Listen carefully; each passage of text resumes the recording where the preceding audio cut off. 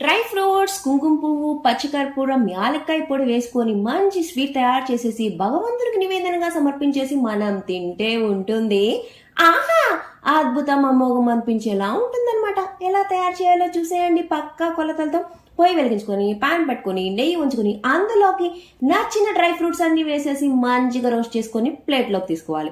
అదే ప్యాన్ లోకి 1 కప్పు బొంబాయి రవ్వ తీసుకొని పచ్చి వాసన పోయే వరకు బ్రౌన్ కలర్ వచ్చేదాకా మంచిగా రోస్ట్ చేసుకోవాలన్నమాట. ఇప్పుడు అది ఫ్రై అయ్యేలోపు మరొక పొయ్యి మీద ఒక గిన్నెలోకి 3 కప్పుల నీళ్లు తీసుకొని బాగా మరిగించుకుందాం. రవ్వ బాగా ఫ్రై అయిన తర్వాత ఈ మరిగించుకున్న నీళ్లు యాడ్ చేసుకొని ఉండలు కట్టకుండా మీడియం ఫ్లేమ్ లో పెట్టుకొని బాగా కలుపుతూ ఉండాలి. ఇప్పుడు అందులోకి 1.5 కప్పు పంచదార యాడ్ చేసుకోవాలి. యాలక్కాయ పొడి, పచ్చకర్పూరం కూడా యాడ్ చేసుకొని బాగా కలుపుకోవాలి.